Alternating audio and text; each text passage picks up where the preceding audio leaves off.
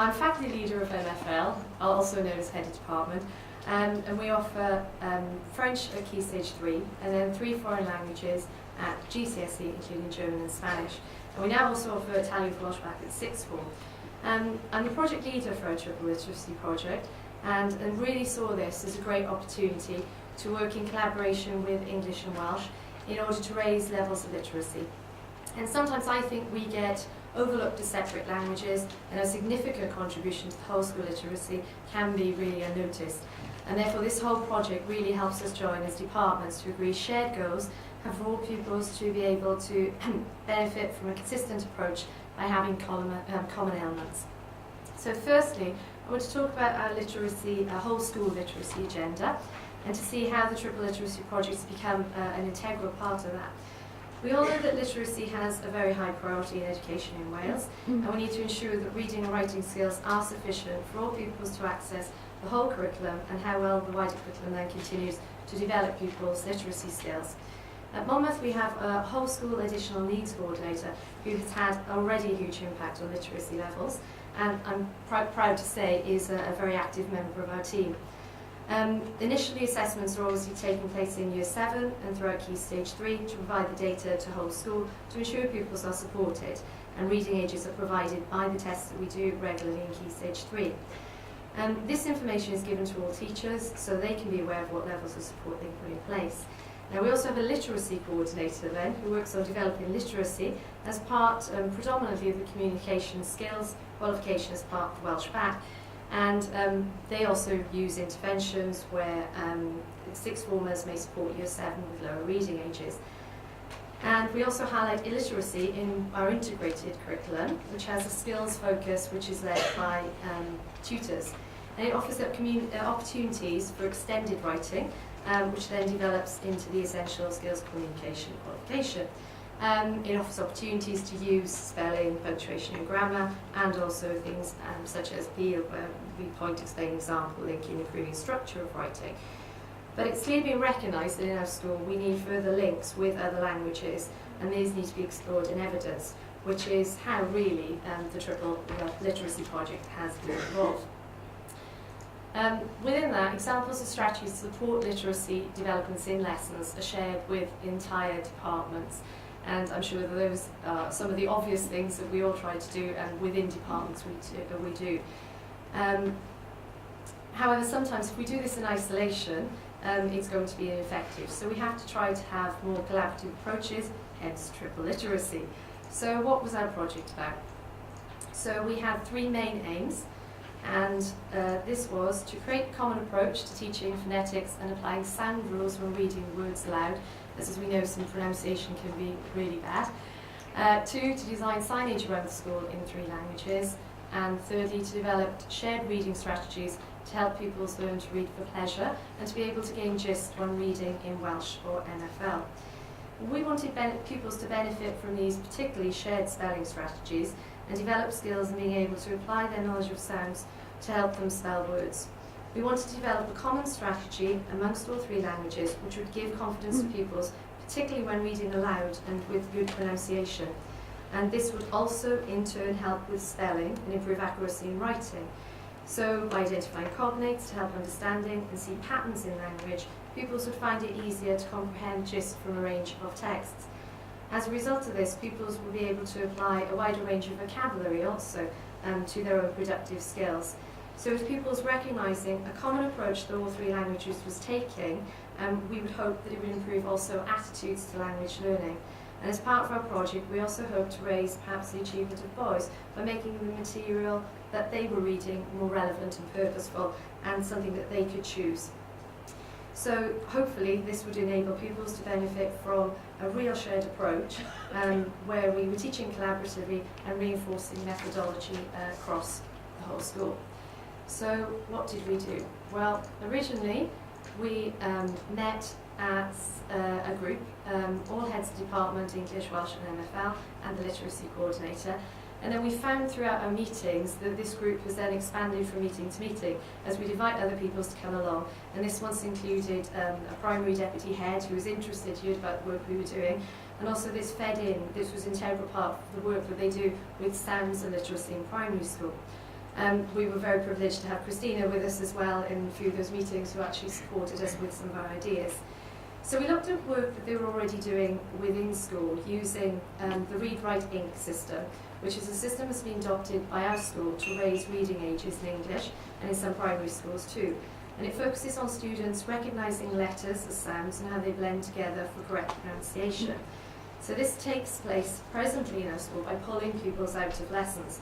So we looked in, particularly Welsh and French, how we could incorporate some of the ideas into our lessons, and decided we want this to become a regular part of our lessons. So we tried to identify common sounds, and this was successfully achieved in Welsh, French and German. And although we focused on French and Welsh in Key Stage 3, I started to use the same module in Key Stage 4 German, and it makes a big difference to the way pupils pronounce words and their added confidence. So we agreed that both Welsh and French lessons would have a sound starter focus in a variety of ways, and pupils might have to categorise words by sounds. They were also encouraged to read aloud lists of words with sounds to recognise to their partner, and they would also include perhaps reading aloud short stories to each other. We wanted to support this with signage of sounds as well, and have a common chart showing in all classrooms. However, decided that potentially, because of the number of rooms we teach in particularly, and sometimes the space that was available, we decided that we're going to put it into planners for next year, and realised that the importance of still displaying the sounds, and we still do it, but it's not a common format. So we do have Welsh and languages with sounds, but we don't have a common format, which is what we want to achieve. We then developed a common practice to reading authentic materials as well in Welsh and French, but also linked it with our integrated lessons, because we recognised that we could draw this in and make the connections between all three languages. And we also recognise the significance of reading aloud, as this builds confidence, and particularly if pupils are doing this in pairs, they don't feel as self-conscious. And we know they need to build this confidence for all three languages. So back to our sounds. So what did we do for sounds recognition? What type of activities did we do? Well, every lesson in MFL and Welsh, which is a huge, big ask, because you know how it's quite difficult to ensure consistency against all the languages and all teachers. So we decided that all lessons would have a 5-minute sound starter focus. And these words could be used in the lesson, or they might be building on prior learning, or be totally unrelated. This depended on what the teacher had the choice to do what they felt was important within the context of what they were doing. We might focus on 2 sounds at a time, and then ask pupils to categorise words according to sounds. So pupils might have to turn to areas of the room for a particular sound to show recognition. Pupils might have to spell on mini whiteboards, and we also ask pupils to analyse sounds and then think of other examples. And we also ask them to think of ways to remember. And we found this would be better by repetition and rhyme and rhythm. So it's encouraged us more to reflect a bit more on our teaching and use more rhymes and songs, and also select songs with particular sounds in.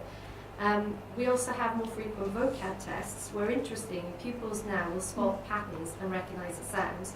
And we will also create vocab tests where there's categorising sounds within words to help pupils make that link between spelling and improving written accuracy. So, for reading. To develop reading both Welsh and MFL, we purchased more authentic magazines to use with students. And initially we decided that we would use some common system for summarising articles. And this was identified as a skill as part of the essential skills communication, and therefore they would be familiar using this in their mother tongue. We decided this would be a good starting point, as they do this within Year 9 in any case, and to encourage them to read more aloud more confidently. So we'd select common articles in Welsh and French, and help them to develop some reading strategies then as well, by highlighting coordinates, highlighting ideas, developing meaning, and then adapt what they've learned, integrating something of their own. And the process is key to basically something what we give students across all 3 subject areas, particularly because they're creating a summary for essential skills, a summary of something they read in Welsh, and a summary for something they read in French. And it's that important connection they make between the 3 languages. We would then follow up and ask them to select their own article to be more creative and to allow for pupil choice, and be able to summarise by even telling someone else. So sometimes they find it difficult to perhaps write down or express their ideas, but by telling someone, it's still ensuring that they've read it and can understand the main gist of it. And we'd like us to develop this further by perhaps asking pupils to develop summaries in the language. We've also found that because they're reading more magazines and because they're more visible in classrooms, they actually want to take them home. So we've actually created a system where they can take them home. And also we're piloting now where they can actually subscribe and sign up to magazines. And although we used to do it many years ago, it goes in cycles sometimes, and now this has just really kind of increased their motivation to do more independent reading. What's particularly good is you have magazines in other languages as well, and sometimes they want to read those too, and they don't even study the language, but that's brilliant because it's that motivation about wanting to take other languages too.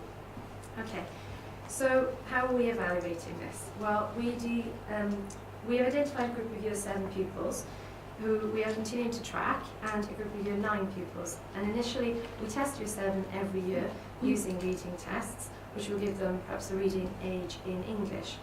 And this is also supporting our understanding of pupils and their ability to comprehend vocabulary and concepts in English, which can also be transferable to other languages. We then carried out observations, particularly of sound starters, to share with each other. And we also looked at Key Stage 3 outcomes, and it's interesting how levels have improved this year in both Welsh and French. However, to realise really a significant impact, we realised that we need to develop this over the next 3 years and keep tracking the Year 7 focus group. Student views have been most honest. I did have some video links as well, but I was told that actually, yes, my time's up now, that I would push me over the edge. So but I'm hoping that perhaps we can upload them on the site. And they've been the most honest, as they always are. Year 7 really enjoyed some of the sound starters, and also see the links between Welsh and French. They don't really see them in isolation now, and they really recognise the process, which is why the vocabulary, they can see the improving of vocabulary tests, and their success, they can see, is so important. Teachers see a difference as pupils are being reminded to think more independently about the sounds, which will impact on speaking naturally. Measuring outcomes, we're measuring outcomes then.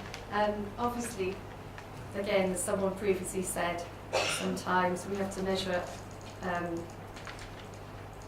outcomes by form of assessment Year 7, which I've already mentioned, but also we want to develop our own phonetics tests and perhaps test them so that it doesn't just happen in English, but we can see that result in Welsh and French too.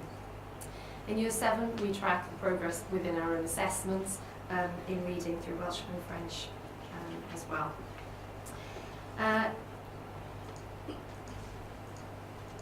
Shortcomings. So, what have been our shortcomings? We didn't succeed in displaying necessarily our shared sound displays, as space was lacking, because we tried to use the read-write ink sounds that we use, and actually there are so many of them that actually if you consider that you're going to triplify that, that actually would need quite a bit of space. So we decided we need to look at a different way of actually being able to do that. As I said, they're in the isolated areas, but we wanted a common space.